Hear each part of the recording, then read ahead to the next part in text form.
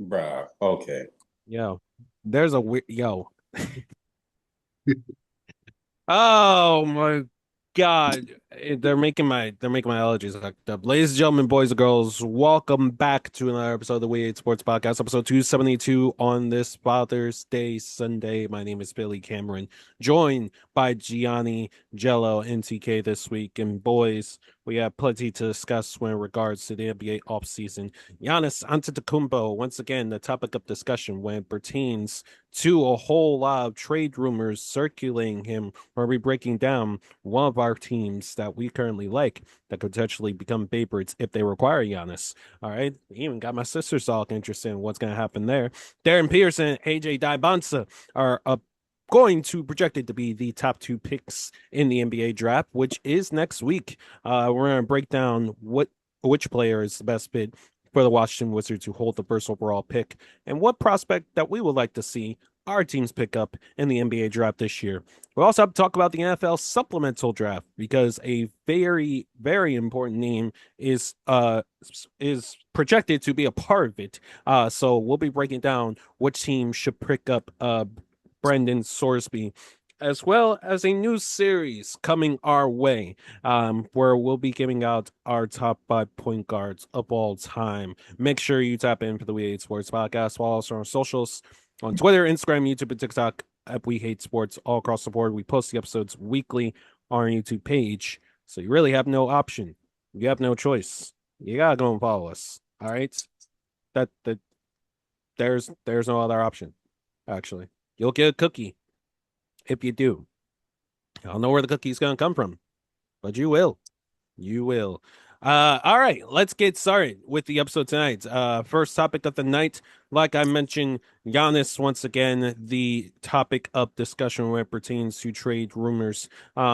The rumors are starting to swirl again when it comes to Antetokounmpo, and now Pat Riley maybe is awoken from his glorious slumber because the Miami Heat are projected to be one of those teams that trade for Giannis Antetokounmpo. Now, there was a trade that was reported on earlier via just a rumor, but a mega blockbuster trade involving the Lakers. You had the Miami Heat, Milwaukee Bucks.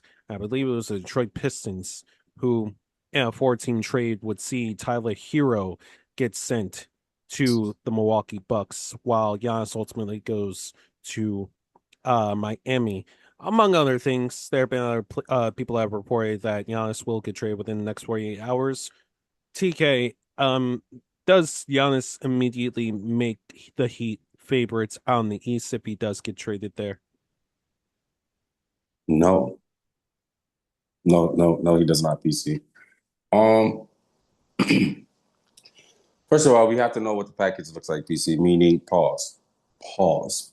I caught myself. Y'all Yo, didn't you're even you're need to on a do it. I roll. caught, You're yeah, on a I roll caught, tonight. first of all, I caught You're on a myself. roll So, tonight, so I'm man. good. I'm Yo, safe. I'm you, safe. the play. Look. The listeners didn't even hear what you were saying before the episode started, before we started recording. Well, But guess well, what? la- I do have it recorded.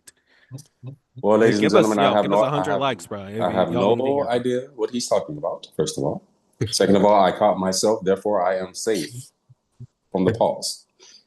Now, PC, what I was trying to say was just really going to depend on the trade package that the Miami Heat will have to give up. We already heard the Milwaukee Bucks say that they're trying to take absolutely everything from a team as far as their young core, their draft picks, and they don't care. And them trading Giannis to whatever team, they don't care. Um, that a team will be left stuck building around Giannis, meaning they'll have nothing left after what the Bucks are looking for. So PC is still gonna have to worry about a team like the Celtics. Still got to worry about the Pistons, especially if they can get a Tyler Hero, somebody next to Cade Cunningham, which is something that they desperately need. 76ers are a team that if Joel Embiid is healthy, PC, they'll be there.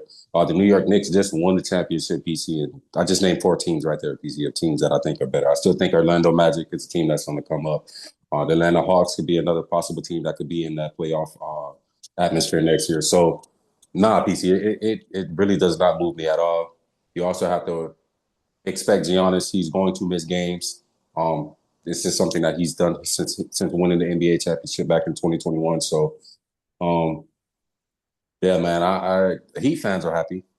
One of my homeboys, PC, that one of my neighbors is a Heat fan, and he's super excited about the Giannis Antetokounmpo trade. But yeah, man, depending on what they have to give up, PC, if they have absolutely nothing left around Jimmy, or not Jimmy, but Bam and Giannis, what are we really talking about here, PC? So no, I'm not moved by the Miami Heat, Giannis and Miami Heat rumors at all. And like I said, the Milwaukee Bucks are going to absolutely take everything that they possibly can from the Heat. So no, Giannis to the Heat does not move me at all whatsoever.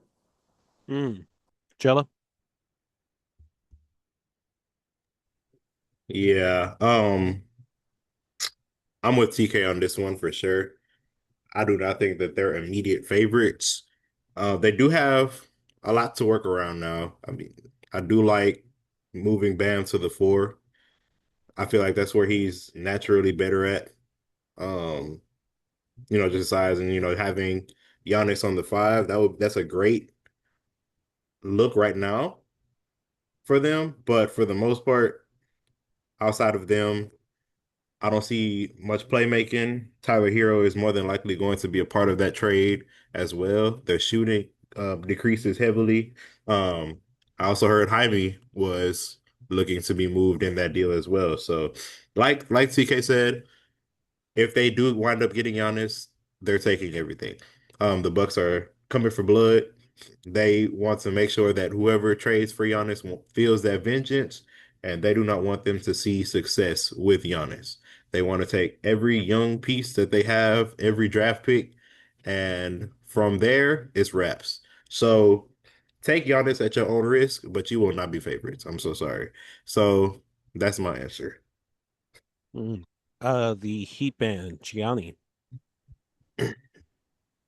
Honestly, I can't even get too excited because all these reports, I don't know if you can even believe, honestly, at this point, because Shams has been really, really quiet about all this.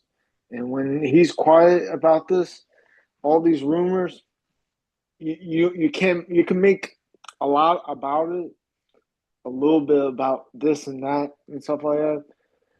But from my perspective, looking at this trade, it's going to probably be a 14 trade, most likely. The Lakers, the Pistons, I think are going to be involved.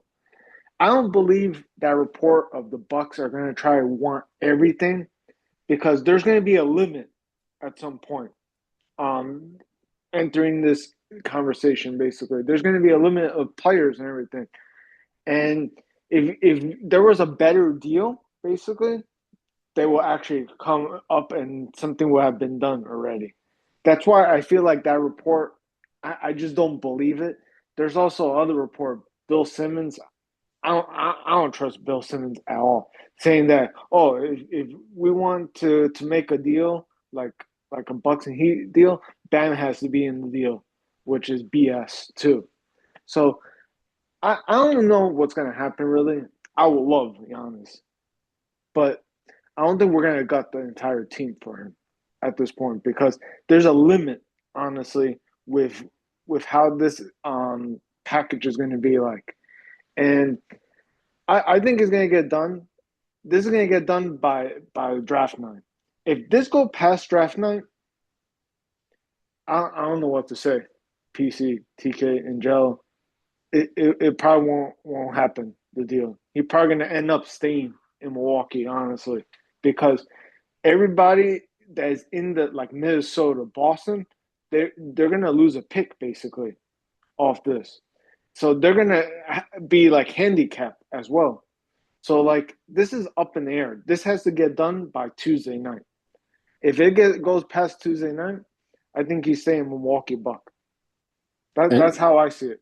and just something quick, I think the extra team, Gianni, I think it actually helps Miami because from the rumored trade packages I've seen, basically the Bucks will be getting something like 8 picks from about between the three teams, meaning the Lakers, uh, Pistons, and Heat. About eight, it was about eight Yeah. picks. There was a couple swaps in there in those 8 picks, so it's not like straight up picks, but there was some swaps in there, like some first round picks, and then I think like it was some players, but it wasn't anything super crazy. I think the Yeah. best player that I seen the package given up was Tyler Hero and Jaime Jaquez.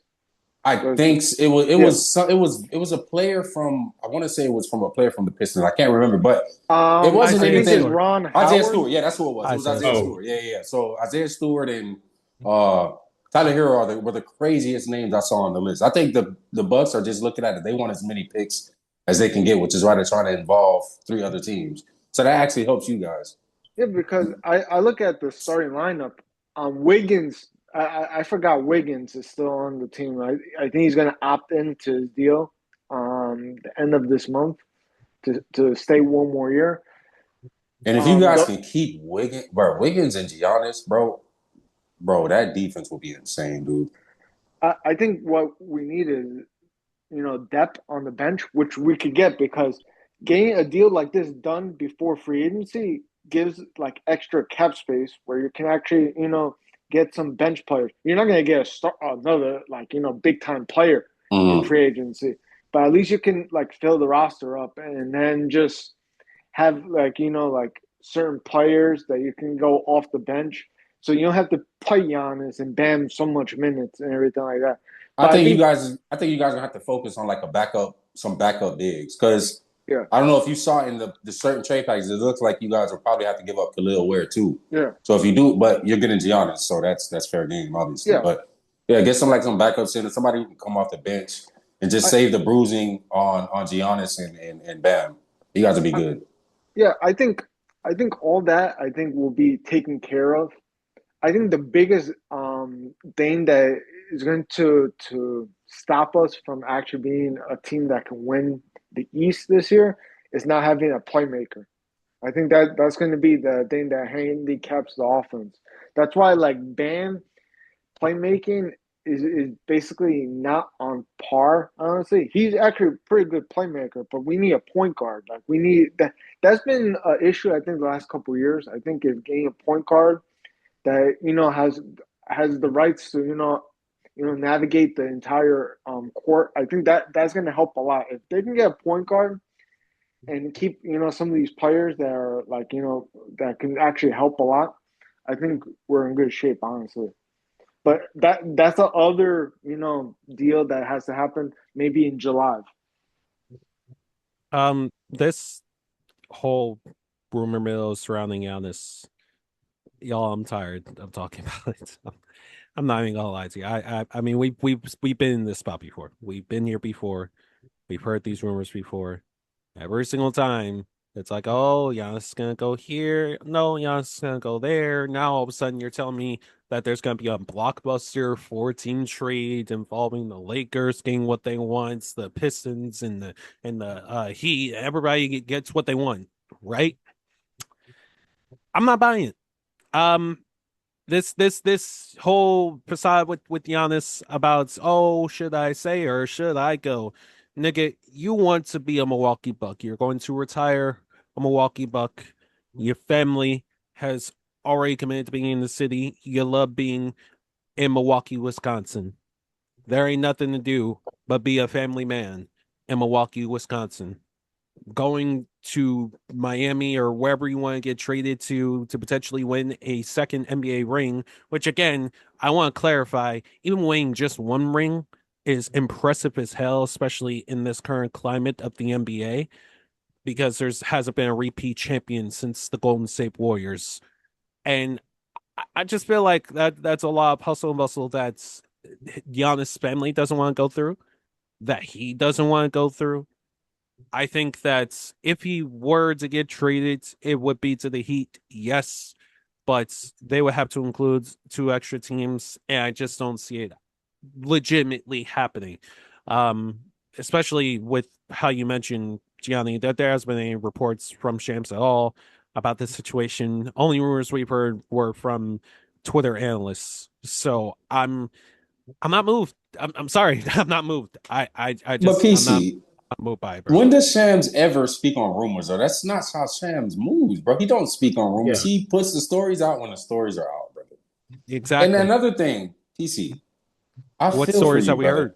PC, look. You've known me here the longest, bro. We've known each other 10 plus years. I love you, bro. So this is why I feel like I can say this. I see the fear in your heart, brother. Giannis to the Heat, it is terrifying the fuck out of you, brother. I feel it. I It's understand, bro. I not get it. fair. Go ahead, It's Gianni. not fair. I'll I say still see this: if it's really a 14 deal, that's really with the second apron and everything like that. That doesn't that takes forever to get a deal like that done. That's why like if there's players, the deal can't be finalized until June 30th, like when free agency starts. So like the deal could get like announced tonight, for example, but there's a lot of moving pieces that will have to go through the entire week basically. That's why I feel like that's the other thing too. Like we have to take into account. Like I think that's the reason why there's not like official report from Shams basically about that because there's a lot of moving pieces around here. And the biggest thing is I don't know how Detroit and the Lakers situation is with the second apron. That's something too Oh, I we're have to good. take We account. we have plenty. We have the most cap room this year. Like this is the first time we've had cap room since LeBron joined us, bro. Like, so we have money. We're good right now, bro. But here's the thing. Not only is PC scared of Miami of Giannis to Miami, I understand, brother. I feel you. I'm gonna ask y'all a question though. If this trade does go through, is this breaking the internet more than Luka to the Lake? No way, right? no, No way, right? All right. I just because wanted to it's make not sure. gonna happen. Oh my To God, PC. clarify, I'm not scared. I'd be terrified. If you know me, TK. I'm not scared about a lot of things. Scared is a big word for Philly Cameron. I'm not scared if Giannis goes to the Heat. Why be a bit more why respect the Heat more or want to prepare for them better? Absolutely. Because I mean Giannis to Miami is a big deal. But terrified? The only person that was terrified when it pertains to the game of basketball was Wemby when he was a prospect. And we Man, all see how he turned out. So man. I'm not scared, but certainly side eyeing it if it actually does happen because yeah, I I just don't see a legitimate I have a opportunity. question though with Giannis because what if because I don't know what's going to happen really, and I seen so much failure the last couple of years with trade talks and everything like that. But if you have to pick a surprise team that just jumps out from nowhere, who you guys would think? For Giannis? Yeah, Shit, Raptors. I know this is gonna sound crazy because of everything that happened to this team this year, bro. But what if the Knicks just said we still want Giannis over Cat? What if they still said that, bro? So I I guess don't know I why they guess would I'll say say the that. Knicks. I think the perspective has changed after they won the That's chip. true too. That's well, very true Um, too. there yeah, was a report of Cat that was like I'm not sure it was true. I'm not sure if you guys saw it that he wanted like 270 million, Yeah, well, and you the can Knicks his ass, brother. didn't want to give it to him I don't honestly. blame him. So I like don't if necessarily blame him, but I mean, you got to think about it. Now he's a champion, and he really did show up in the The finals. first two games, yes, the First first two Yes, games the he first two balled games. out, but let's Let's those clarify. clarify. last, yeah, those last three games, it was all Jalen Brunson, brother. But That's why I'm not paying him 275 million. I'm sorry. at that I give point, it to Giannis. at that point, after showing out the first two games and still being a heavy factor in winning the chip But regardless, and you're a champion, he that's has that facts. argument. You can't take that away from him. But I'm He has saying, a but championship if now. they're not, if they still, even after he won the chip, still don't want to pay him the 275 million or whatever Gianni just said, because I think I seen that same report. Then why not just see if you can move they on can from him, I bro? mean, they trade. could, but it would be very stupid, especially when you look at durability. Cat over the That's true past too. 3 years That's true has been too. a lot more durable than Giannis as well. And also, So too, the Knicks that's are taking a close to really that big second risk. apron. Yeah, they're very They're, close. And then they yeah, still they're got to very pay close. Jalen. They have to resign Mitchell Robinson. I Jalen think that, Brunson's gonna want a yeah, contract extension for sure. He's not taking a pay cut again. that's why if Um, they get but Giannis, I think he has 2 more years left to worry about that, I believe. So then that means they'll probably extend him next year. Then yeah. Yeah, more than likely. yeah, there's a lot of moving pieces over there too. I I like the answer PC said about Toronto as being like a dark horse. Toronto, when like a couple years ago, during the bubble too, like with us as well. They were interested in Giannis. And they've been Mhm. like, like under the radar. They never leaked anything, everything, but like they've always been under the radar. And that's a team that I'm That's how they got. surprised. That's how they got quiet. Yeah. I'm I surprised that they still, haven't been mentioned. I still am very reluctant in believing that the Milwaukee will trade him even in the East. Um, I do I think that don't. they're I don't think it will happen. not in the East, to be honest with you. I think that would be kind of dumb on their part. Um, Well, because who he they will gonna be trade him to? Who I haven't seen no teams in the I West mean, that to maybe the just Minnesota. Timberwolves. I agree with what you're saying, Jello, but to act as devil's advocate, we're talking about the same team that traded with Boston multiple times, including infamously trading Drew Holiday for a bag of chips there. that is So that is true. it's not like I don't put it This is past Giannis Milwaukee though. to do This is something different. stupid. And didn't the Timberwolves would be the only team I could see doing, but didn't they say JD McDaniels they wouldn't trade him for only for Nikola and who was that second player? Was it Giannis? Giannis. Yeah, it was Giannis. Oh, okay. Yeah, Yes. Giannis So, is. I mean, maybe you can make that work, but I feel like the package with the 14 trade that they have right now is better than they're going to get from a single team, bro. Yeah, for sure. I don't know. We'll have to wait and see how it all pans out with the Giannis saga continuing. Let's head to the next question though. Excuse me. Let's talk about Darren Peterson and AJ Dybonsa, y'all. Um These are the top two projected picks in the NBA draft, which is this Tuesday and Wednesday. And there have been more and more rumors circulating around that maybe it's a concrete answer that AJ goes number one.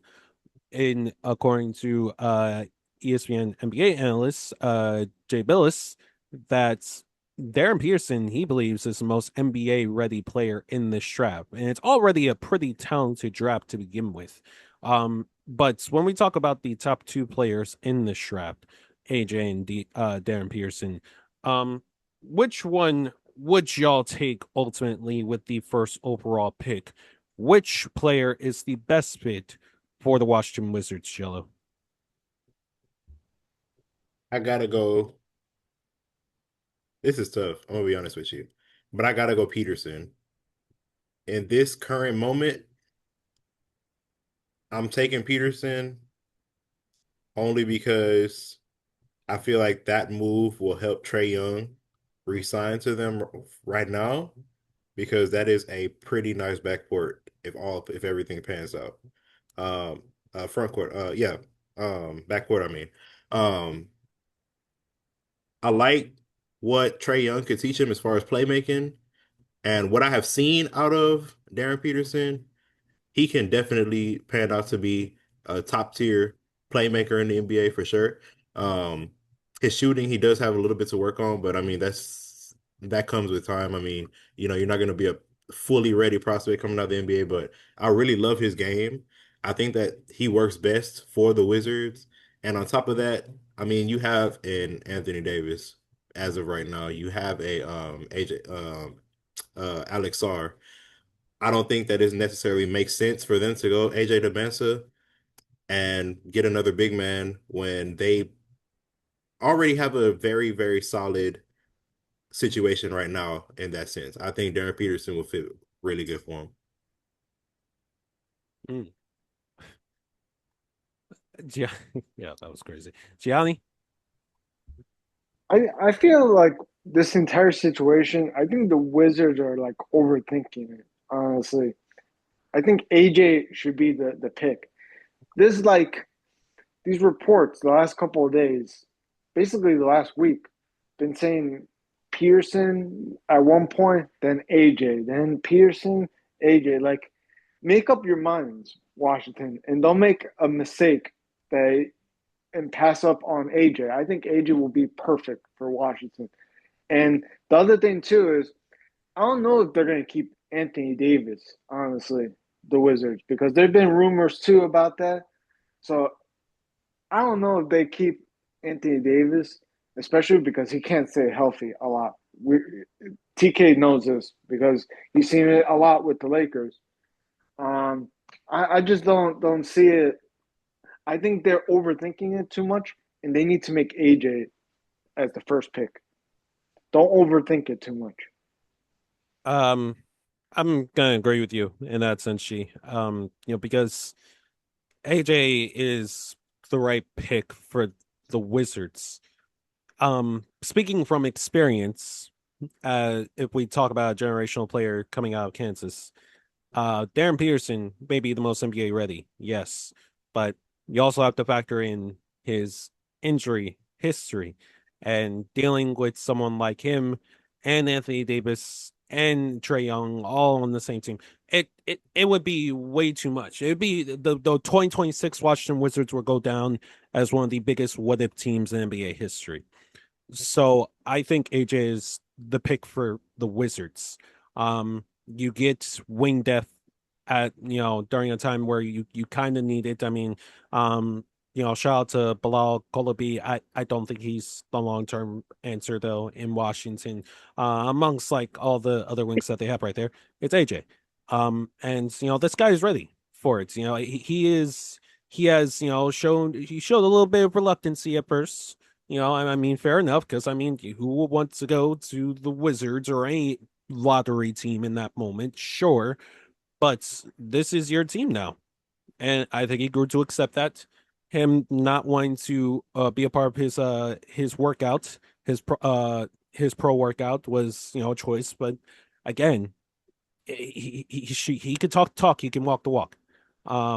So I think AJ is the right choice here for the Wizards at one. TK. First of all, PC, the Balil slander, the Balil shot was just unnecessary. He's a very No shade, no shade. I like his game. It's not the long term answer. he's still young. Remember, PC, this dude got an NBA at 18, bro. He's only like 20, 21 now, bro. He's only been in the league for like 3 years. So I like Balil's game. I think he's a player that has improved every year. It's just not where you would want it right now. So I can give you that. Jello, how is it that you don't smoke any weed, brother, and you higher than me, dog? Because, bro, I don't know if you're just trying to be different or what it was. Dog, the answer is AJ, brother. I don't even know why this is even a question at this point. Although the Wizards, like Gianni said, they may be overthinking this situation because all the rumors out that we've been seeing is that Darren Peterson is extremely confident that he'll be the number one pick. He's canceled all his meetings with all the other teams, PC, which is not something we ever see. So this is a dude that's 100% confident that the Wizards are going to choose him, and I would have to say I probably believe him because you don't cancel all your meetings with other teams unless you 100% know you're going to be the first pick. So although the Wizards are going to pick Darren Peterson the first pick, PC, I think it'll be a mistake. Um, I do agree with Jello when he said that AJ has to work on his shooting. 100% he does, but this is a young kid. He's going to get better at shooting. We've seen plenty of players that did it that wasn't the best shooters when they got in the league, and they turned into some of the best shooters when they stayed in the league for about 2, 3 years. So he'll get that. But PC Gianni, another thing. This is a player that can play the 1 through 4. PC. He's a really good defender. He can attack the basket. Underrated playmaker. Like he can do everything that you need him to do. The only thing his biggest flaw is his shooting, and like I said, that's something that can be worked on and that can be developed in the league. So, and one more thing, PC, with the Balil comment, you can never have too many wings, brother. We all know you can never have too many wings in the league, brother. Wings and bigs are the most important positions in the league, especially in this era, because they seem to always be the players that get injured the most, PC. So you can never have too many wings. You try to convince AD to stay, show him what you have here is very special with a addition of an AJ, although they may not pick him. But I just think it's a lot easier, PC, to convince Trey Young to come back, be that number one playmaker. Trey, one of the best playmakers in the league, which is something that a young team needs, which is why they made the trade for Trey Young. You just try to get him to stay, PC, and you take AJ. You put AJ at a 3 next to Asar and an AD, and you're cooking in the East, brother. So, yeah, it's AJ 100%. I don't understand why this is even a conversation. And PC, like you said, the biggest thing with Darren Peterson is you have to wonder if he's even going to be on the court, bro. So, yeah, it's AJ for me. I don't even think it's close, brother. Shout out Darren Peterson though, because he is a dog, but he ain't AJ. Yeah. I, And I go ahead. go ahead, Jello. My biggest thing is loading that front court a little bit too much, especially Now you did say you can never have enough wings. My thing is they already had a wing in Alex Sarr that went number 2 years ago, and I mean he's on the uptrend for sure. He had Alex Sarr's a wing. That nigga's a center, brother. Nigga's no, I know seven he's a foot. center. I'm not talking about a wing. I'm not talking about the wings. I'm talking about the front court in general. Oh, okay. Yeah, Go ahead. just front court in general. I feel like that's a little bit too much for them. They already have an AD. They trying to convince him. I feel like playmaking would be a little bit more of a convincing factor for AD. And also Trey Young can have a somebody that, can learn from him and play the two as well. So I feel like that's like a 2-in-1 special to convince both of them to stay. That's my whole thought process in that. Um, There's a one-sided one where you can just convince AD to stay because AJ playing with AJ. I mean, that's obviously a very, very enticing factor. But for Trey, I mean, you get the best of both worlds. You get another shooter. You got somebody that can learn the playmaking, somebody that can take the pressure off of Trey in those playmaking situations, which he did not have in Atlanta up until the very end. Um, that's definitely a best of both worlds situation in my opinion when it comes to DP. I don't have much concern as far as the injury history. I'm gonna tell you this is why. Um, Darren said it himself. He did not care much about the college game. He's trying to get to the NBA. With that being said, his game is gonna come out a lot more in the NBA. I feel like missing all those games in college was more of a self-preservation tactic, and I feel like as soon as he gets to the league, he's gonna show you exactly why he did what he did. So that's all I'm saying when it comes to like Darren Peterson. Yeah, we're gonna have to see how it all pans out when it pertains to the first two picks of the NBA draft this Tuesday. But now we have to talk about the rest of the NBA draft, which is a perfect segue into our next topic. With us being fans of the Rockets, Lakers, Heat, and Sixers, we're kind of all scattered throughout the first round of the NBA draft this year. And I'm curious to see what prospect one of us would love to take for our team. So, TK, why don't you go first? You're holding your hand up high. Yeah, I'm just gonna go first, PC, because I'll probably be the only one that won't have an answer for this. I don't want anybody with the number 25 pick, PC. I would like that pick traded for either a Walker Kessler, a Jalen Duren, or a Khalil Ware. That is my answer, brother. I don't want any prospect Okay. in this draft. But We but need but to real trade that but pick. but speaking if that doesn't happen, if that weren't to happen, who I would you want? mean,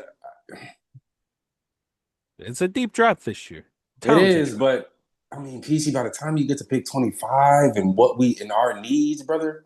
All right, I guess get me, and I don't have a specific name, PC, but if you can, get me either an athletic 6'7" to 6'9" small forward that can play both ends of the floor, 3-and-D guy, or just give me a 7-foot athletic center, PC. Anyone that's available, I guess. But yeah, I'm sticking by my number one answer. But that pick needs to be traded for a center, 100%. Okay. We take it to the Rockets, man. Man, this draft has been terrible for us. I don't even want much of anything. We won't got nothing until the second round. Um, our first pick is pick number 39, I believe.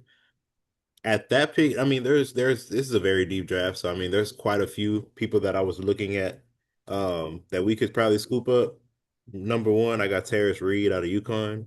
I mean, he is an absolute dog. I mean, you've seen him um in that in the Elite Eight. He was just killing folks. Definitely love him. I gotta go with my boy from Houston, Emmanuel Sharp. Love his shooting. We need shooting badly, badly. That would be very big for us. But the most desired one, hope he falls to us. Koa Pete, Arizona. He is an absolute dog. He ain't falling that far, brother. It's wishful thinking, but it could happen. It's wishful thinking, but that's my most desired one for sure. I'm so happy that you said Koa Pete, that you want him. I do not want Koa Pete because that is not what the Sixers seem right now whatsoever.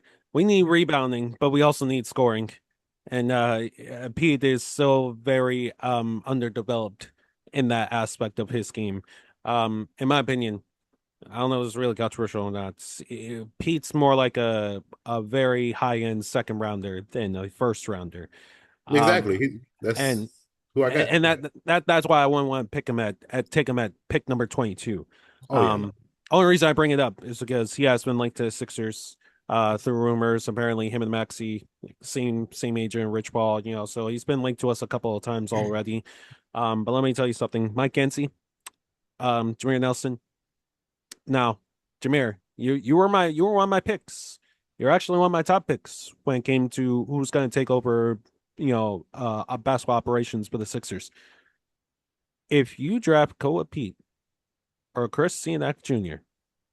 with the 22nd overall pick, hold on. Wait. 2022 Wait. Hold on. Why I are we will not disrespecting? forgive either of you, and you will be burned and gone from the city before you even start. I do not want either of those two. What?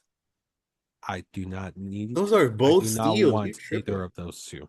Not with the 22nd pick. Y'all need to understand something. I do want a big. Don't get it twisted. I do want either a big or a wing. There have been, a couple reports saying that we're gonna take, potentially like a guard, so maybe like a oh my goodness, who's the one that I was just looking at? Darren Swain, Quinn Dance, and Isaiah, I forgot his last name. Isaiah from Kentucky. Isaiah Evans. Thank you. I want a guard per se. I think that's, we can fill that void. When it pertains to what we actually need on this team, the biggest priority, in my opinion, is rebounding. And yes, Cianak and Koa Pete bring rebounding to the team. But second priority is shooting and or at the very least scoring at a high volume, which I don't think either of those guys are capable to do at NBA level consistently yet. With that being said, there are a couple of options that I had lined up. Mo Johnson out of Michigan was one of them. I pray that he drops as low as 22 because I need that guy on my team. He moves like a younger version, Swiss Army out of Josh Hart. Which again, something that I would love for the team because that is like the idealistic goal in mind. If that does pan out, again, shooting for the stars right here. Give me Hans Steinbeck, bro. Give me Hans, bro. I will love the protege to Joel Embiid being a guy that at one point last year he had a 24 rebound game in Washington. Washington didn't make the tournament last year. Washington was buns. Hans Steinbeck. Yes, that's someone that I want for my team as well. Hey, PC. And got a quick question for you. Uh-huh. Do you remember the last player you guys drafted out of Washington? I just wanna ask if you remember that history, how that went down. Yes, I remember how that went down. I remember over Jason Tatum, by the way. I will never let you live that down, brother. And if I'm not mistaken, silly. If I'm not mistaken, no. The last time that happened, that Washington y'all not gonna troll me.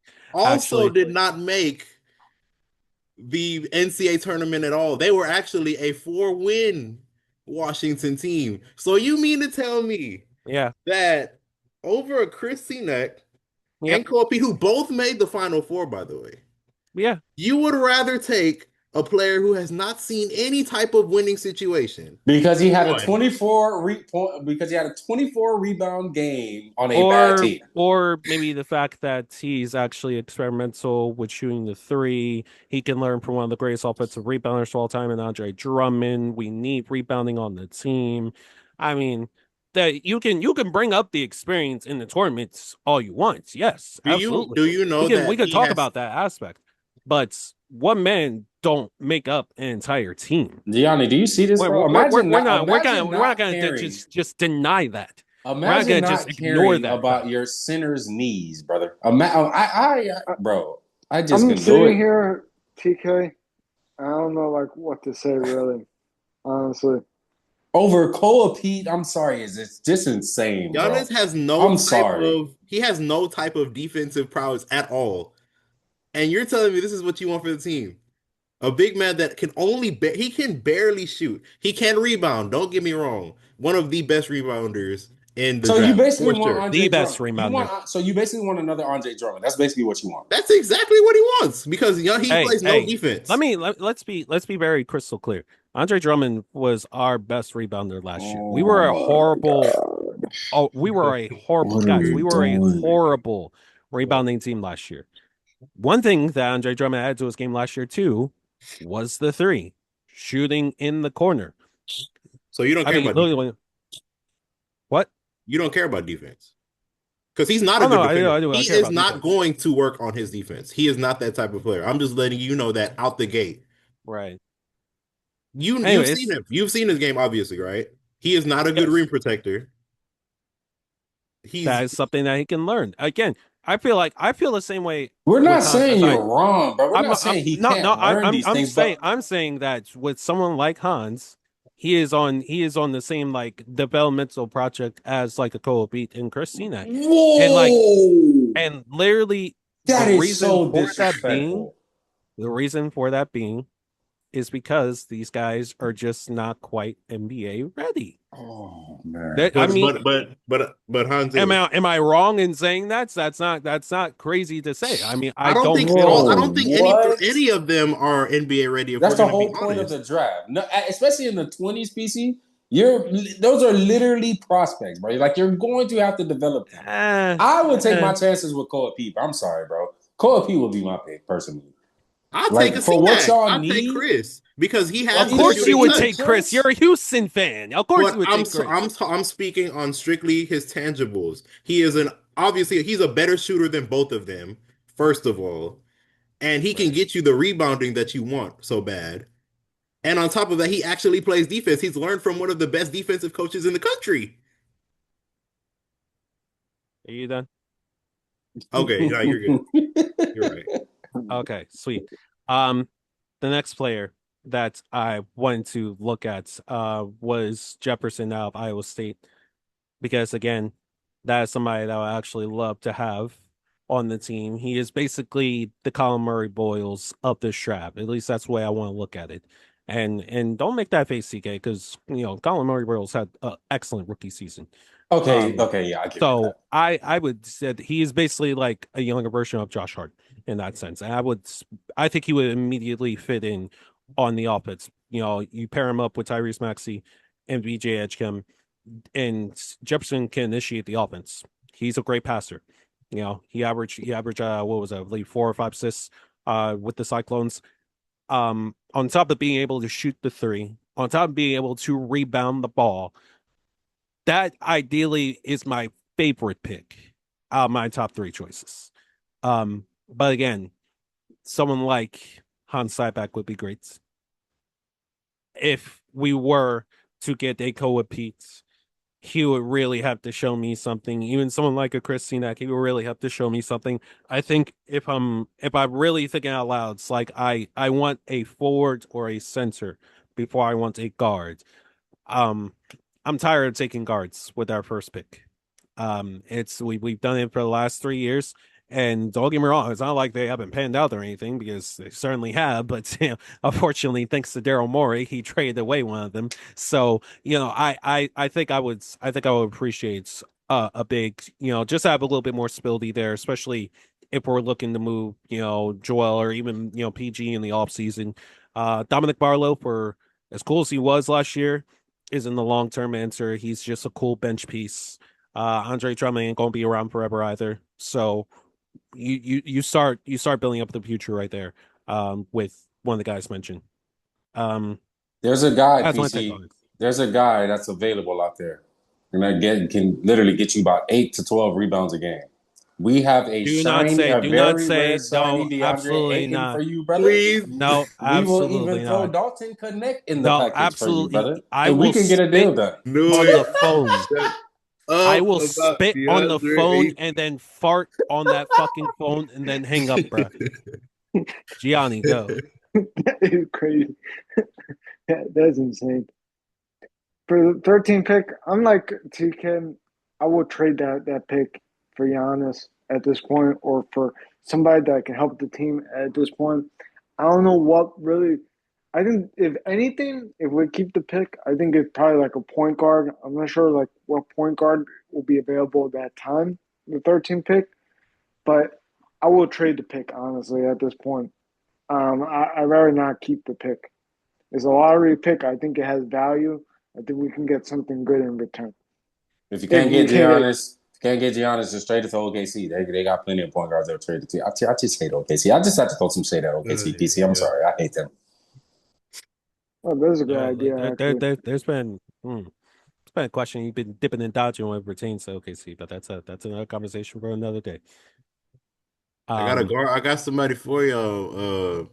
Don't you Yeah. say no bullshit now, bro. I swear, yo, it's a two elite. What's the problem? Who are you gonna say, Let me stop Joe? myself. I Who are you got gonna say? somebody for your Heat. Don't even worry about it. Who I got who who you got? I got a shiny new Tari Eason for you. Just hand over that. Just hand over that lottery. Well, first of Yeah. all, he's a Laker, so Ew. Nasty. No, sir. and Gian and Y'all also pick is PC too low. calling me and Jello, trying to call us illegals during men's mental health awareness month is kind of crazy, bro. Like, what if we killed ourselves? I did. Like, what if we were to kill ourselves after this podcast because you called us illegals? Hey, Donald Trump doesn't do it terrible. enough, brother. Is Terrible. that not good enough for you, MAGA man? What's this episode come to? I have no idea, bro. What is this episode come to? We're already halfway through it. This is the craziest episode ever. Honestly, I hope all your listeners are enjoying this one. Quick wire check in for all y'all that tune into this wacky podcast. Follow us on our socials, We Hate Sports all across the board. And once again, want to wish all the supporting, loving fathers in their child's lives a happy Father's Day. So any deadbeat out there that may be going through something, Gianni, Jay. TK, so there's going to be plenty of karma coming your way. I can't stress it enough having the importance of having a father in a child's life. It could mean difference between them becoming the next president of the United States to them potentially becoming the next King Von. On some hyperbole shit, but on a serious note though, it is very important to have a father figure in their life, to show them the simple things that they wouldn't be able to see or even accomplish without them. So to all the loving fathers out there, shout out to y'all. Just like there are in sports, we've seen our fair share of father-son duos. Just as a quick question, I would love to know everybody's favorite father-son duo, not named LeBron or Bronny, because I'm sure that's the obvious answer everybody's thinking off the top of their head. Maybe even the worst father-son duo that you ever seen. I know the worst I've ever seen is Jerry Jones and Stephen Jones. That would be my pick. But hey, man, is there anyone that you're thinking of off the top of your head, Jello? Shut it. What you making that face for? What you making that face for? I mean, am I wrong? Shit, I mean, 30 years. Grown ass man yourself. You haven't seen anything yet. I mean, my God. All right. I don't got no words. Go Never ahead. seeing a Super Bowl is kind of crazy, bro. Like No. TK. They haven't even seen a conference championship. Oh. Let alone a Super Bowl. Super Bowl. I mean, I can grab toilet paper right now and shit on that.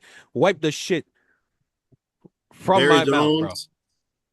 Jerry Jones, if you can hear me on this call today, bro, I'm tired of the bullshit. I really am. And the fact that I can't say anything Tired back, too. this is a testament to you, sir. Get this team right.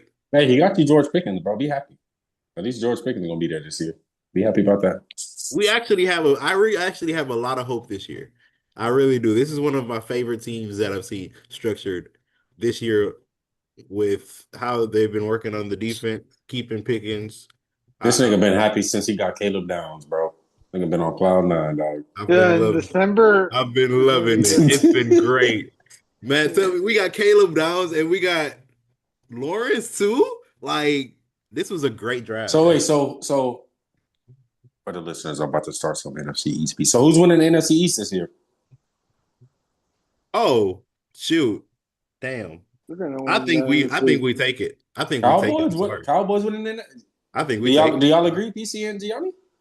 I saw the Cowboys schedule. Those first 2 months, if they don't win their first two games, they're cooked.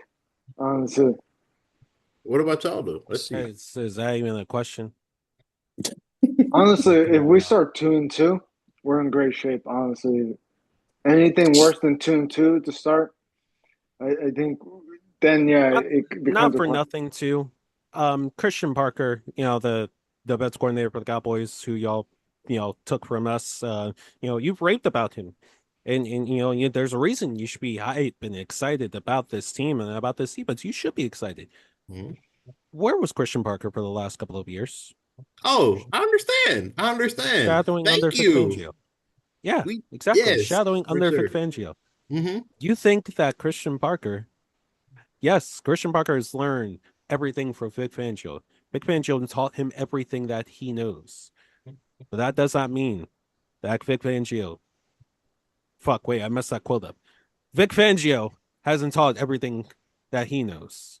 Has taught Christian Parker everything that he knows. So I would still take us to win the division. Wholeheartedly. Just off that simple fact alone. That's I think respectable for sure.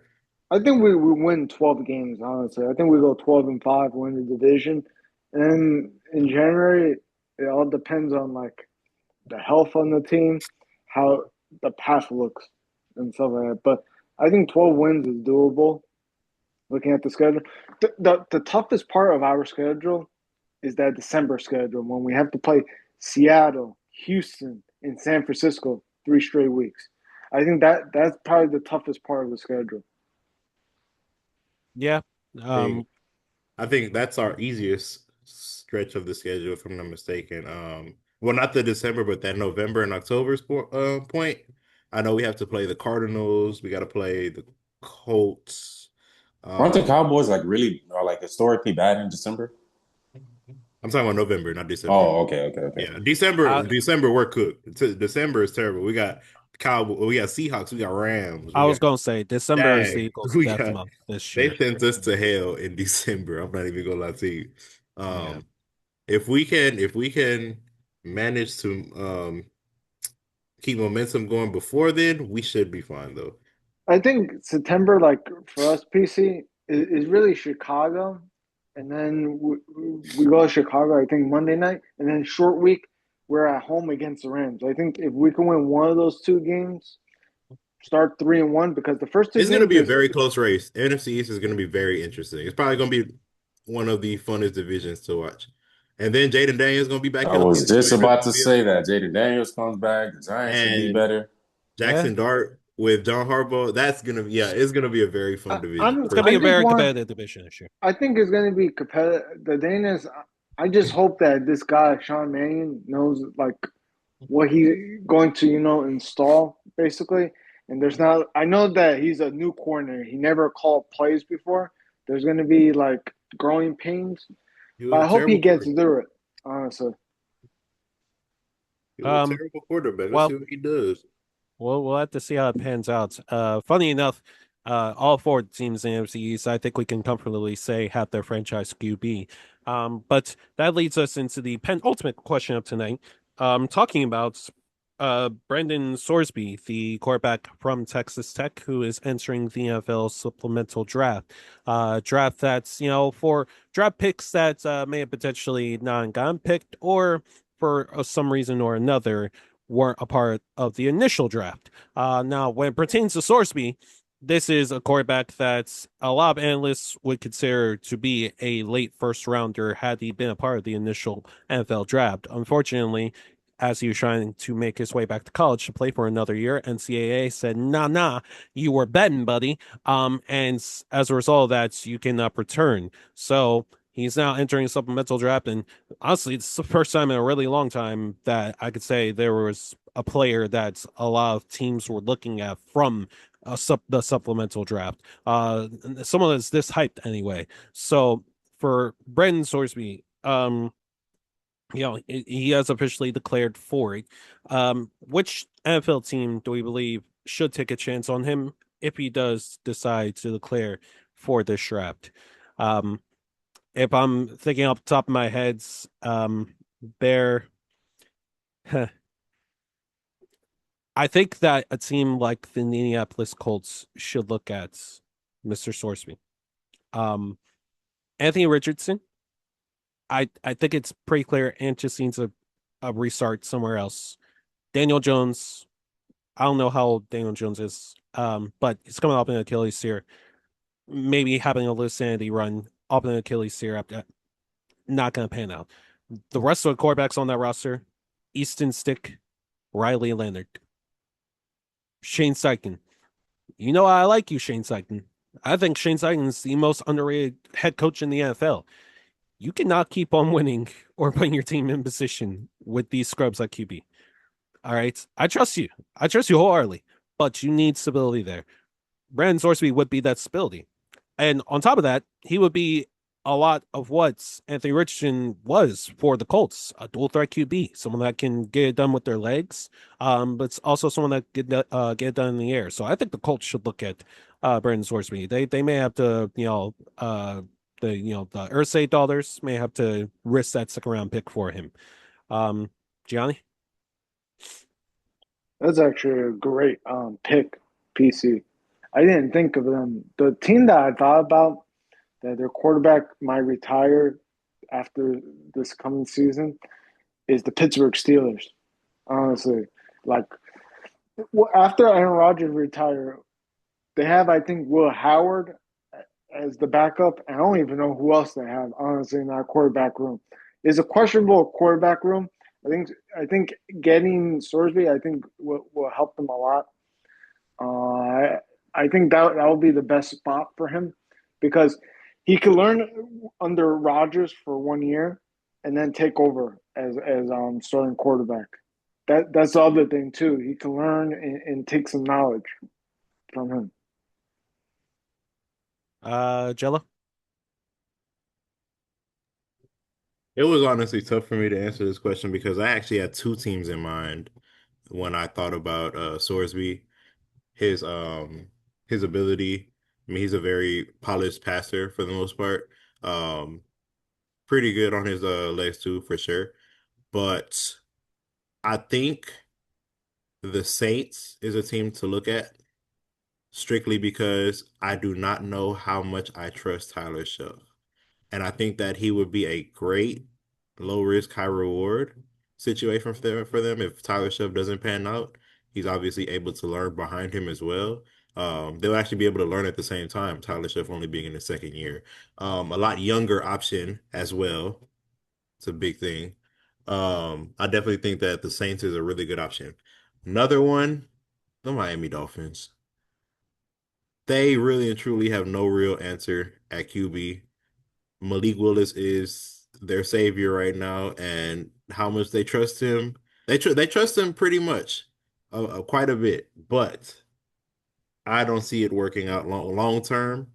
I definitely think that if they take a chance on Sorsby, and he turns out to develop well within that organization, he can turn out to be their franchise quarterback for sure. So those are my two options. All right, TK? Bro, I'm honestly surprised nobody said this team. For me, this was pretty easy, bro. What about the Atlanta Falcons, PC? Tua, Michael Penix, do we think that they're the answer? We think any of these guys are the answer? This is a situation where PC, this is a team that's desperately been in need of a quarterback since Matt Ryan, brother. And how long has that been? It's been what, about 10 years now since Matt Ryan last touched NFL football.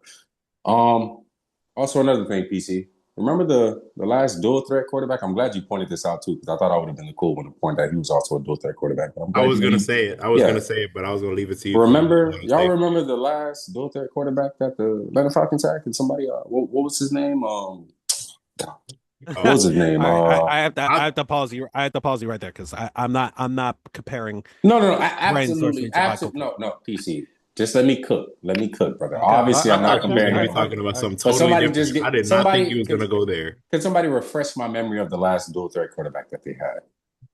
Michael Vick. Michael Vick. It's pretty successful in that organization. Here's my thing, PC. I think it's a perfect fit because, like I said, this is a team that's been in search of a quarterback since Matt Ryan. You don't lose anything by adding this kid to your team. First of all, PC. Michael Penix is going to tear another ACL. I'm sorry, brother. That probably sounds fucked up.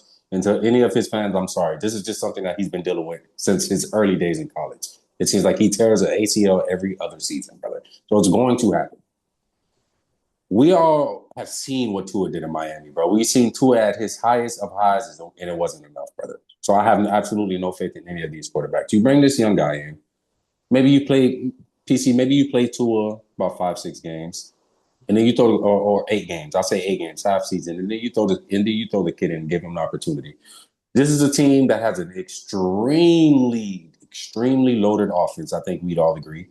A very, very good offensive line. And it's a defense that have continued to improve every year because the organization have continued to have added younger players in the draft. And they've all been hits, it seems like. So PC, this is a team that's just quarterback away. I think Sorsby would be a great addition to this team, PC. And like I said, I'm not comparing the kid to Michael Vick at all whatsoever. But Kevin Stefanski, minus the BS that he tried to convince us last year that Dylan Gabriel was a starting quarterback in the National Football League, and that's going to be a scar on his resume for the rest of his entire life. But the previous years before that, PC, this is the coach of the year. This is the quarterback that completely changed Baker Mayfield's trajectory, got him a big contract in Tampa Bay because if Kevin Stefanski doesn't coach Baker Mayfield, I don't believe that he turns into what he turns into. So we've seen this guy. He's been able to have some success with some of these young quarterbacks. I think you plug in a Sorsby. I think that it'll be a very good situation in Atlanta for him. Like I said, this is a team that is just a quarterback away. And I'm going to apologize to the Atlanta Falcons listeners, Sino, Jabril. Y'all are going to be asked once again, and it's not going to be because the team's ass. It's going to be because you don't have a franchise quarterback. So I apologize in advance. Tua he reeks of Jello lips. He is bad, brother. He is really bad. All right. I'm telling you, Kevin Stefanski has a left-handed quarterback fetish. Kevin Stefanski loves to jerk off and nut to left-handed quarterbacks. He watches over 30 plus hours of left-handed quarterbacks. Dylan Gabriel was supposed to be his passion project. That failed. He signed Tua in the offseason. He was probably in the new GM's ear talking about yeah, this guy Tua, yo, fuck all that brain fog that he has. All right, don't worry about the brain fog. All right, I can turn him. I can fix him. Okay, I can fix him. All right, while he's quietly, grabbing a bottle of lotion, in the bathroom while he's doing that. Kevin Stefanski has a left-handed quarterback fetish. There's a reason he came to Atlanta. Guess which hand Michael Penix throws with? His left hand. Guess which hand Tua throws with? His left hand. I mean, and Brandon Sorsby, does he throw his left hand? I actually don't know that. I didn't watch that. No, he does not. No, he is a right-handed quarterback. Thanks, probably. I'll be a Falcon. I'm not going to lie to you because Kevin Stefanski has a left-hand quarterback fetish. I don't need to prove my point. You're on to something, PC. That is true. All right, man. Let's not do that. I'm telling you. I mean, what? There's a whole reason. I mean, Okay, for goodness sake, why was Dylan Gabriel on the field? He wanted Dylan Gabriel on the field instead of Shedeur Sanders, who was clearly the better option for that offense. Brother. That might maybe a little bit of racism. Maybe a little bit of racism. I'll give you that one. Maybe. But as far as Michael Penix, brother, he got the job in Atlanta. He didn't choose Michael Penix, and he probably looked at and Michael the Falcons. Penix. The Falcons. Think about it. The Falcons, now that I think about it, they have a long history of left-handed quarterbacks now. Yeah, absolutely. Because Michael Vick was their left-handed left-handed quarterback. Here's the thing, though, PC. Maybe Kevin Stefanski looked at this bum-ass nigga Michael Penix and his ACLs and his ankles, brother, and he probably said, you know what? I would rather have Tua in a closed what is it? A closed arena or a closed stadium, because Tua plays different in the warm than he does in the cold. So maybe he said, maybe I'd rather take my chance with this left-handed quarterback, because he was the only quarterback that you wouldn't have to give up a ton for. I mean, the contract is absolute dog shit, but I do believe Miami paid for some of that contract. So maybe he just said, I'd rather have him than Michael Penix. Michael Penix is bad, bro. He is bad. People's on to something now, because now I'm thinking about it. Baker Mayfield was right-handed. And he was successful with Kevin Stefanski. He didn't like him. He did not like him at all. Was it him, or wasn't it a contract dispute? Wasn't that the issue? It was not a contract dispute. It was a coaching dispute. No, wait, it's because he wanted Deshaun Watson instead. That's what Baker it was. literally sent out the tweet throwing shade. That was the reason. Yeah, he wanted Deshaun Watson. Deshaun Watson is right-handed though, so let's not do. Oh, he's obsessed with left-handed quarterbacks and he beats his meat. No, come on, that's not. I'm gonna turn this into a theory. You're gonna start believing TK. I promise. Shout out PC, bro. He be cooking with the TikToks. I guarantee we will see a TikTok about this soon, bro. Sure. Oh my god, we will see one soon. Unfortunately, TK, as much as I do like the team, that was a great comparison too with Michael Vick and Brandon Sorsby. I don't think that they would go that route, because they already have a Tua and an MPJ, and then on top of that, if they are they have a really, really good quarterback class next year, and they do have that's true too. But then I don't think. Wait, did they trade any of their picks? No, they have all of their picks. Okay, they have all of them. So I don't think they're going to be that bad to where. I still think the Falcons are going to win like 9-10 games. To be honest, in this draft that's upcoming, you do not have to have a bad year to get a good quarterback, because a lot of them skill position players are going to be. So like the first 15 or first 20 picks, you can get a good quarterback. Yeah, for sure. Okay, cool.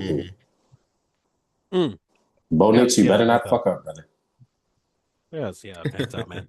Let's get to the last topic of the night. And let's bring it back to the NBA.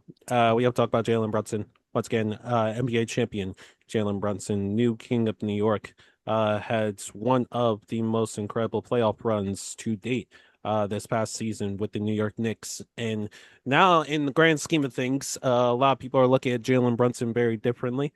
There's a lot of Knicks fans are talking spicy, understandably so. And there's plenty of discourse surrounding Mr. Brunson, where he ranks, not just currently in the NBA, but in terms of all-time conversations, what he was able to do for the state of New York. I feel as though it's perfect time to bring up a new series, up top five. We talked about our current top fives when it pertains to the NFL. Now it's time to talk about our current top fives when it pertains to the NBA. So after Jalen Brunson delivered a trip to New York, perspective has changed on who top 5 point guards all time really are. So why don't we all go around the campfire and give out our top 5 point guards of all time? Very interested to see everybody's list. Why don't we start with you on this one, Gianni? Number one, I gotta go with Magic. I was like really with Steph or Magic really at 1 or 2, but I gotta go with Magic, man. Like, it is incredible the run he went. He won a championship in his rookie year, which is insane when you look back. We didn't see that era, but that was just insane. Number 2, it has to be Steph Curry, man. Steph changed the game, honestly, with the 3-pointer, and it was just like an insane change. Now you see, like in today's game, like the Knicks series, basically in the finals, the 3-pointer helped them come back in those games as well. So it changed the perspective of the game to me. And number 3, I gotta go with Oscar Robertson, man. Like he's the triple double king, man. Like you see Russell Westbrook with the triple doubles today and everything like that. He was inspired by Oscar.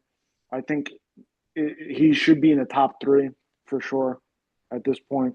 So I'm gonna go number 3, Oscar. Number 4, I'm gonna go with John Stockton. This is kind of like, like 4 or 5 range I was thinking for him. But yeah, I think he's going to be number 4 with those Utah teams that were pretty insane. It's crazy that they never got a chance to win, I think, a championship, like for him to win a championship, because they always have to go through Michael Jordan and everything.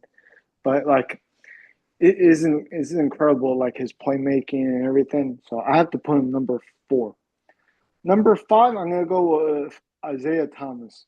I think that's going to be with the Pistons, the bad boy Pistons. That he was just an insane player. We never got to see that era. I would have loved to see him play and everything, because that was actually those Pistons teams bully all the time, like the Chicago Bulls. Before Jordan actually went to win those 6 championships, they had to go through him basically, and I just like his playmaking as well. All right. I guess I'll give my top 5 place next. So I'm to start off, I'll go from 5 to 1. Number 5, I have Jason Kidd. Jason Kidd was a high school phenom. When he first entered the league, man. Before it was LeBron, it was Jason Kidd. And there's a reason that he is as talented as he is. Revolutionized the game for what it is. You can, I feel like, slot in someone like a Steve Nash in this 5 slot as well, and I wouldn't disagree. Or even Oscar Robertson, who pretty much revolutionized the triple double as we see it today. But I'm going with Jason Kidd at 5. At number 4, let's go with Chris Paul, CB3. When I think of NBA point guard, most people would probably think of Chris Paul, because I mean he's done everything there is to do in terms of he's done everything it takes to be an NBA point guard. He is the prototypical point guard, and in a game that is so positionless nowadays that art is lost amongst many young players are looking to get into the NBA. We don't see a lot of pure point guards anymore.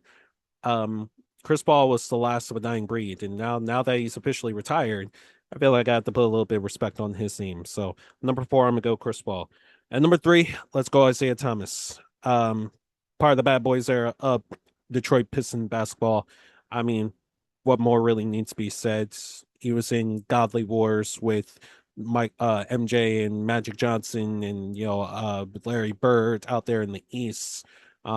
He was able to finally make it to the mountaintop by himself. Was the outcast of that original dream team for the United States, and I feel like looking back at it now, it was absolutely insane they left Isaiah Thomas off that roster, just strictly because there were a couple of players that didn't like him. I mean, had he won more than one, I think I would have even put him at number 2 ahead of my Magic, or at least there would be an argument for it. But I think 1 and 2 are going to be pretty undisputable. My number 2 is Magic himself. I mean, again, what really needs to be said, that has been said already about Magic Johnson. He is one of the greatest NBA players of all time, let alone one of the greatest point guards of all time. But at the end of the day, yes, Magic Johnson changed the culture, but Steph Curry is the one that revolutionized the game, and the guy that I was able to watch in my lifetime in his prime. In 2015, where he was pulling up from half court and swishing it every single time. The iconic moments that we gotten with Steph, that game winner against OKC. You had the 3-1 comeback against OKC. The multiple championships, constantly being number 1 option, being a small guard and winning multiple rings, multiple MVPs, left, right, and the third. His aura being great enough to, be passed down to his brother Seth Curry as well. And Del Curry has to be one of the proudest fathers on Father's Day today. My number one is Seth Curry, and at this point, I don't know what's really controversial or not. I don't think it's argument. Like Steph Curry is the greatest point guard of all time. So that's my top 5. Shay, can you repeat your 3-2-5 for me again, PC? Number 3, Isaiah Thomas. Number 2, Magic Johnson, and number 1, Steph Curry. No, number 4 and 5. My bad. Number 5 was Jason Kidd. Number 4 was Chris Paul. Wow, no Oscar. No Oscar. Wow. No Oscar. He was, like I said, if you put him at number 5 or even number 4, I would understand. But I number 1, I didn't see him in his prime. All I know is that he's a triple double machine. But like, if I wanted to see a triple double machine, I would have put Russell Westbrook on this list. I'm not putting Russ 5. Sorry. Jello. All right, let me go ahead and get started off. We got number 5. We got my boy Tyreek Evans at number 5. Yeah, shut his mic off, bro. Shut his mic off, bro. We're not doing this. We're just not. I'm not gonna lie. I thought you was gonna say that. What's the name? Jose Alvarado or? Oh shoot! No, that was gonna be number 3. Oh my god, bro. Okay. No, let me stop. I thought Judge you were gonna go with a country native of yours, Andres Nocioni. No, that's one of TK's natives. So I don't know. Oh, sorry. I get y'all mixed up sometimes. My bad. Go ahead. Crazy. I'm gonna go number 5. It's kind of crazy because we were talking about triple double kings, and I did happen to put Russell Westbrook at number 5. Reason being is I was able to see Russ in his prime. One of the most athletic point guards that we have seen in our lifetime for sure. Was able to carry these teams, win an MVP, albeit he did not make it past the second round. After making it to the finals, I mean, he definitely showed that triple doubles were easy. He made triple doubles look easy. His playmaking ability, how he was able to get off the floor, get up the floor, just otherworldly things that he had been doing and nobody has seen before. Definitely want to go Russ at 5. Number 4 was very tough for me, but I wanted to go Jason Kidd as well. Jason Kidd was one of my favorite players coming up. Definitely put him number 4. Number 3 is tough. I ain't gonna lie to you. But I do gotta go Isaiah Thomas. Isaiah Thomas have to. I'm so sorry. I really did want to put Chris Paul up there, but nah. They can't even see the napkin, by the way, TK. I want you to know that. I mean, it's unless Gianni were to pan it out to a gallery shop right now, they can't even see the napkin, bro. Shoot, just pure hatred for the love of the game. I just wanted Jello to see it because having Russ in your top 5 is nasty work, brother. But go ahead. Man, you're tripping. This is an MVP that we're talking about. I mean, the actual triple double king. Like, bro, Oscar Robertson is the actual triple double king, and he won championships. He won championships. What are we talking about? What? Yeah, I don't know what he won one championship. What are you talking about? He won one chip. He won a championship. Russell At least he got one. Point guard. Oh my god, man! I don't know what to say. Honestly, all right. TK, this is crazy, man. How many triple doubles does Russell Westbrook have compared to Oscar Robertson now? How many rings does Russell Westbrook have? Because of his triple doubles. He's made a finals appearance. Okay. Cowboys fan, ladies and gentlemen. God. Let's move on. All right. Anyways, number 2, Magic. Can't even, say enough about him. I mean, Showtime Lakers. I mean, just one of the greatest point guards. Not the prototypical point guard. And he was able to, show that, at his size, he was still able to become a elite playmaker.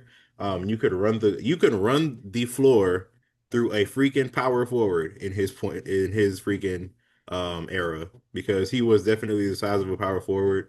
Doing the things that he did, it was just otherworldly. Definitely got to go Magic at 2. And unfortunately, as much as I hate to say it, yes, Steph is the greatest point guard of all time. He has given me hell for the past almost 2 decades, sending my Rockets out of the playoffs time and time and time and time again. But he's been able to do it without a major super team. He's been able to do it with a super team. Um, More or less, I mean, Steph has been one of the most consistent players of our generation. Um, didn't even have the playmaking ability like all of these point guards, but easily the greatest shooter of all time. The playmaking developed later on in his game, but I mean, just all of the things that he was able to do. I mean, the shooting ability, winning 4 chips. I mean, the story says it all. I mean, Steph is easily the greatest point guard of all time. There is no debate there. Mm. And finally, TK. So Westbrook, number 5, disgusting. I'm gonna give you a real top 5. Number 5, I don't remember if it was PC or Gianni that had Chris Paul in their list, but brother, whoever it was, I'm proud of you. Because the Chris Paul disrespect has gotten out of here. Chris Paul is a top 5 point guard of all time. He's number 5 on my list. Point guard, PC. I believe it was you that put Chris Paul in your list, right? There you go. So point How many guard. rings? I don't give a damn about any of that, brother. They ain't how many. There's a lot of hypocrisy that comes with that, TK. You tried to tell me Russell Westbrook was better than Oscar Robertson, who was a triple double king and won a championship. You mean I don't want to hear anything from you. he won 1 chip with Kareem? Let's stop And it. I don't care. He won a ring. Kareem Abdul-Jabbar. Okay, and you know what Russell Westbrook couldn't do? He couldn't win away with James Harden and Kevin Durant. I don't want to hear shit. Baby James Harden and baby Kevin Durant. Okay. I don't care. And you know what? And you know OKC's biggest mistake at the moment until they got Shea was keeping Russell Westbrook over Kevin Durant. And tell me I'm lying. They did not keep him. He left. They did not choose to get rid of him. He left. Bro, they chose between Kevin Durant. They did not choose. If they would they needed to release. You know what? I'm not getting into this with you right now. This is a chat conversation. You're not finna piss me off. So number 5 is Chris Paul. Point guard. I'm talking to PC when I say that. Point guard. We know what that is. He is the original point guard, the greatest fundamental point guard of all time that we have ever seen. When you think of defense, shooting, mid-range, passing, he did everything, brother. That was Chris Paul. Number 4. This one might shock y'all, but you know what? I'm the shockster. Luka Doncic, top 4 point guard of all time. I don't Cut his mic care off. Cut his freaking mic off. Cut his damn mic off. I swear. All right, first of all, PC, I'm gonna need you to get back over here, brother. I'm gonna need you to get back over here, brother. Cut his mic off, bro. That is great. Can I cook? No. You cooking cereal. What PC, was that necessary? I'm about to call the fire department. I'm about to call the fire department. Hold on. I'm about to call the fire department. I'm about to call the fire department in San Antonio. And relax, bro. And report a fire. It's not, so Luke, it's not that crazy. Say I won't. Okay, I'm sorry. Luka isn't even really a point guard, first of all. Okay, brother. If Luka's not a point guard, it's you adding on to the idiotic. Like, I don't get through the rest of your list, bro. I didn't really have Luka on my top 5 list. I was about to say, bro. Ooh. Top 10 though. But yeah, number 4 is John Stockton. And PC for me, brother. PC Jello Gianni. This is an assist record that we will never see get broken. I don't think we will ever see John Stockton's assist record get broken. I think it's like, 9,000 or 9,500 or some crazy ass shit like that, bro. We've had some great point guards in the league since John Stockton has retired. Some great point guards that have retired, PC, since John Stockton retired 10, 20 years later, whatever it was. And they're not even close. So, yeah, John Stockton. 15,860. 15,000. I said 9,500. That was disrespectful. 15,000. We're never going to see that record broken ever. So he has as long as he has that assist record in the bag, he's going to be a top 5 point guard. Because that's when you think of what is a point guard, that's what a point guard was. He mastered it to the extent. So John Stockton, top 4. Now, number 3, this is where you niggas decided to get disrespectful as fuck. I mean, mostly Jello. Number 3 is Oscar Robertson, bro. The OG, original triple-double king, who also not only was a triple-double king, Jello, he got a championship ring out of it. And I don't care that he played with Kareem. You got a championship ring out of it. And it's not like you just had one season, Gianni. It's not like he had one season. He had like 3-4 seasons as well. Russell Westbrook broke that record, and I'll give that to him. Now Russell Westbrook is the triple-double king because he broke that record. But let's not act like Oscar Robertson wasn't doing it back in the 80s, and he didn't win a ring out of it too, bro. Like, Jelly, you can't take the ring away from him. If Russell Westbrook had a ring, I would agree with you. He don't have a ring, bro. He's not a winning player. So no. But you just said Chris Paul. Okay, never mind. Chris Paul don't have a ring, but bro. PC, do you see how he's literally trying to rage bait me, bro? I explained my reasoning for Chris Paul. This nigga's trying to rage bait me. It's not going to work. Anyways. It's like they're fighting for the last banana boat, y'all. It's you crazy. Dirty bitch. I hate you, bro. So yeah, Oscar Robertson. I'm not gonna disrespect you on this podcast, brother. So yeah, Oscar Robertson, number 3. Number 2, Magic Johnson.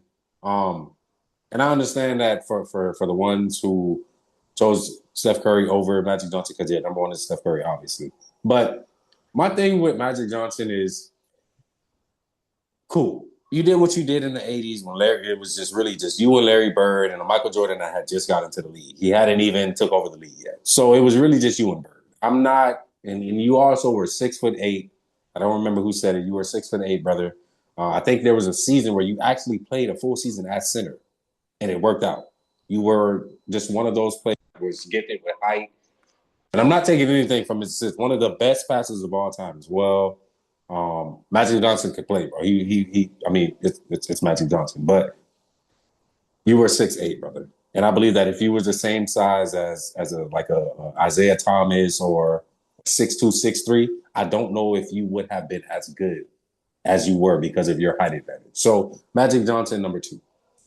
I think number 1 is Steph Curry. We're gonna talk about that later, though. Number 1 is Steph Curry. Both ways. I don't look. Like, we don't need to hear about you going both ways, brother. That's between you. I understand it's Pride Month. It's June. You do your thing off the podcast. Number 1 is Steph Curry, greatest point guard of all time. PC, greatest shooter of all time, greatest 3-point shooter of all time. Not only that, but this is the dude that literally changed the game. PC, when you go to the park now, PC, what is everybody shooting?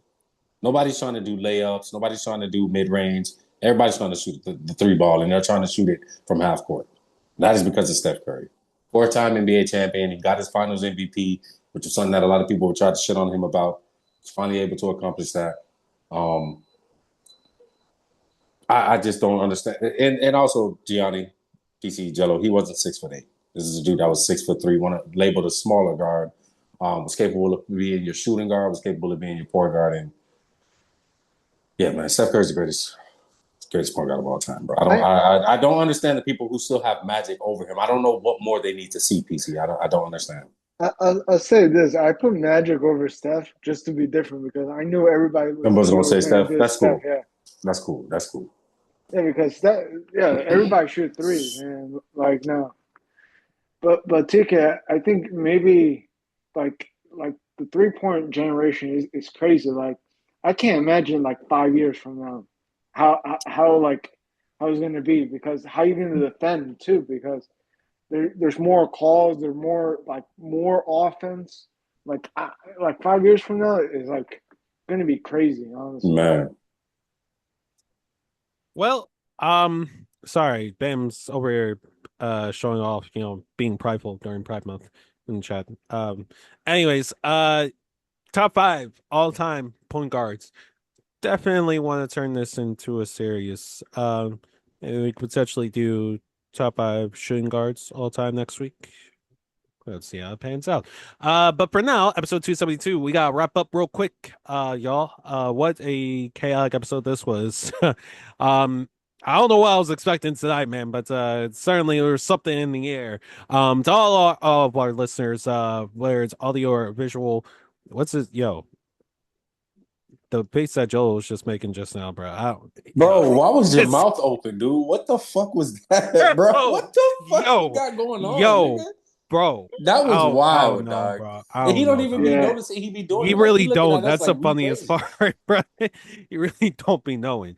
Typical Cowboy fans, man. Because I had seen something. I You was just like, over there polluting the air with the monkey fumes, bro. Like, I ugh. know you ain't talking. You like Rafiki. Yo, let me end the episode. Episode 272 is in the books. Well, thank y'all for coming out this week. Call up one, check up on them. Tell them that you love them. Stay hydrated, of course. And we'll be back for episode 273 next week. By the time this episode drops on Apple and Spotify, then you can tune in as a little preview for what we expect right before the start of the NBA draft, which, like I said, this Tuesday night and Wednesday night upcoming. Oh, excuse me. Argentina. Go Argentina. We also have the World Cup going on right now currently too. I'm watching Egypt made a comeback. Mo Salah started that rally. Do you see this? Damn He's right. showing his true colors. No, I mean, my goodness. Okay, first of all, No I way am he's a Argentina Messi fan. fan. I mean, y'all gotta represent okay, your all right. homelands. So now, I'm the one representing U.S. here. So now I'm not Cuban anymore. I'm from Argentina now. That's what we're doing. I don't know what's going on, man. You've been jumping from country to country. Well, he was Shameless. jumping from Detroit to San Look, you see, Gianni, he representing Uruguay. Slavery Jello bad. representing Venezuela or Zimbabwe, Trump. wherever I he think from, that bro. we need to bring slavery back. We need to bring back cotton fields. Okay. We need to bring back whips. Yeah, so episode 273 is going to be next week, guys. We'll be detailing what we saw in the NBA draft as well as our top 5 shooting guards of all time. Like I said, my name is Billy Cameron, aka PC, joined by Jello, Gianni, and TK this week. Thank you all for listening to the We Hate Sports podcast. Good night, everybody. Wow. That was actually like one of our best.